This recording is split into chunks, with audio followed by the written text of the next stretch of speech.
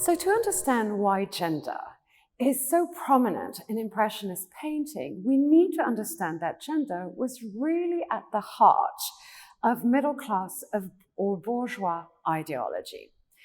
So what was the bourgeoisie? It's a French term, of course, that comes to define a particular set of practices, behaviors, norms, and cultural values.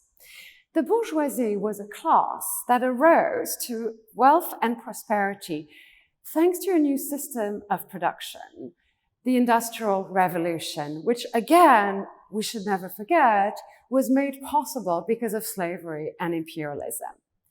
The bourgeois, or the middle class, were neither aristocrats nor were they workers or peasants. They were the middle class, and they included merchants, lawyers, bureaucrats, landowners, and factory owners. And they were associated with the political theories of liberalism, nationalism, and imperialism. Now, this new class was not just a product of material, that is, economic and social developments, but it really also signified a change, a development in culture and identity. Although they were numerically small, the bourgeois came to be culturally dominant. That is, their ideas, values, and norms dominated culture, for instance, respectability, morality, and work. Now, the bourgeoisie, wealthy, dominant, was profoundly gendered, and it defined itself according to a series of dichotomies. On the one hand, you had the public world, the public sphere, that is the masculine world of work and politics. And on the other, you had the private, that is the feminine world of the home and the family. So the bourgeois woman was an important figure in this ideology. It was a role middle-class women aspired to inhabit, embody, and display. And the ideal of the bourgeois woman that we see in many of these Impressionist paintings and others of the 19th century followed a series of defining features. It was enshrined in the ideal of domesticity. The bourgeois woman did reproductive work. She was the bearer of children, but she was also the consoler and helpmate of her husband. That also meant that because of her affinity to care and to feeling, she was a volunteer who could bind up social wounds through charitable acts towards others. And that was important because she was supposed to reject market values and the world beyond the protected haven of the home. Now, the bourgeois woman expressed her bourgeois identity through fashion, behavior, taste, and in the home, in the ways that we can see in this particular painting. Impressionists represented these gendered ideals and these development, and they especially painted the bourgeois woman. They painted this woman in domestic scenes, in the home, but also very often in the garden, in scenes of leisure, of tranquility, of domestic peace. Now, they painted these scenes alongside others that were just as important to them. The fascinating new spaces of the city that had changed and modernized fast throughout the 19th century, and that also seemed to belong to bourgeois men and women who walked its streets and, in fact, were its spectacle, the spectacle of modernity. Now, after all, bourgeois women were supposed to embody this class while also acting as consumers in ways that we would not see in painting in the gardens or in their homes. But in fact, female consumption supported the bourgeois and patriarchal order of society.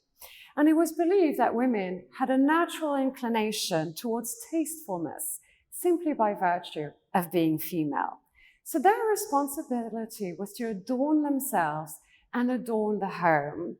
Think of the materials and the fabrics, the luxurious goods that made up the bourgeois home and the fashion that they wore proudly but without drawing attention to themselves.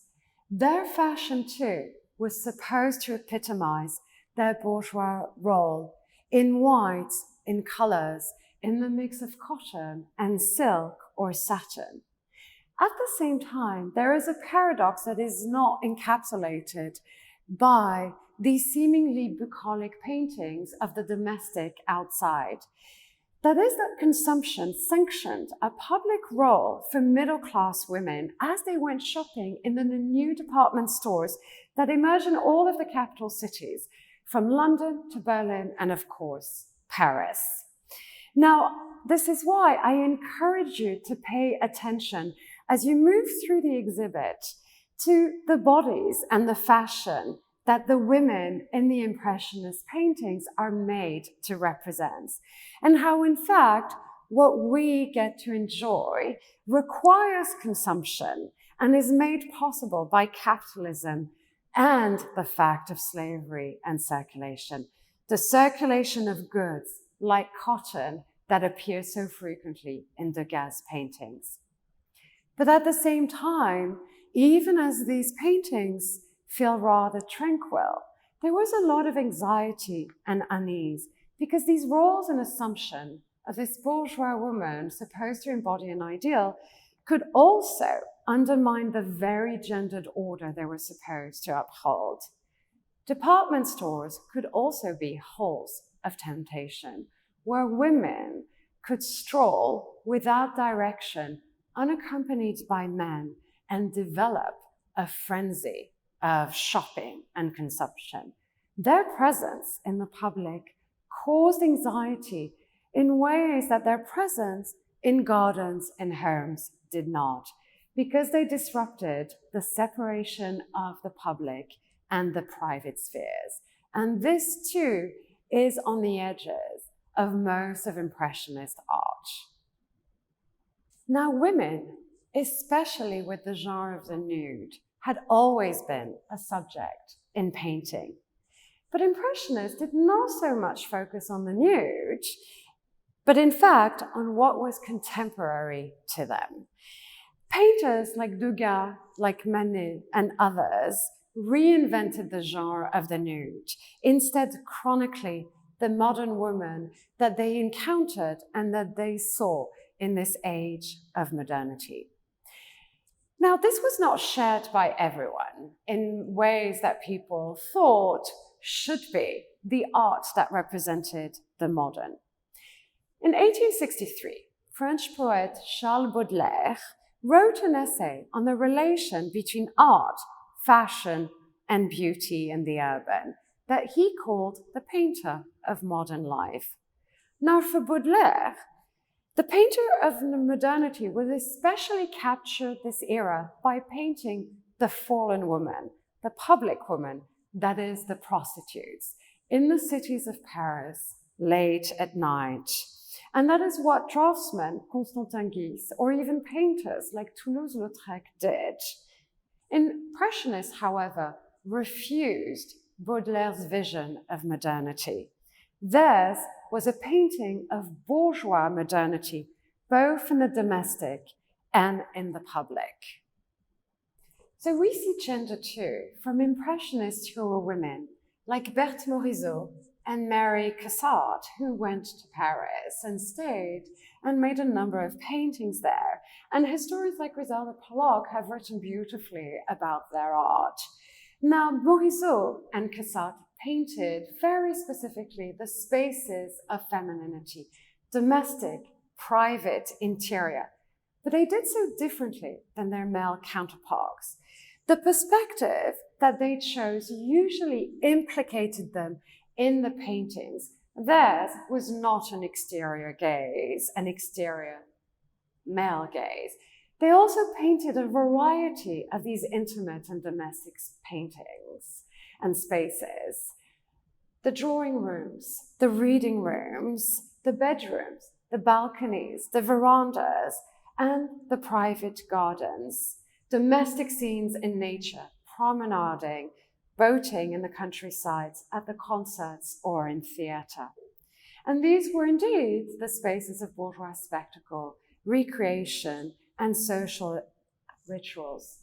But for Caillebotte, what we also see is a very deliberate painting and representation of the spaces of gendered labor, such as childcare. And in fact, as one historian wrote, Caillebotte especially made visible working class women's labor within the bourgeois home. Now, this is very different than a painter like Degas, who paints laundresses, working women, but focuses not so much on the gendered labor, but on the cotton, the fabric that they are immersed in, on this scene as a scene that provides delight and that does not reflect on its social meanings. But what this tells us, what looking at Caillebotte and Morisot and their similarities and differences remind us of, is that Impressionism is the art of representation of gender and femininity as much as nature and the landscape.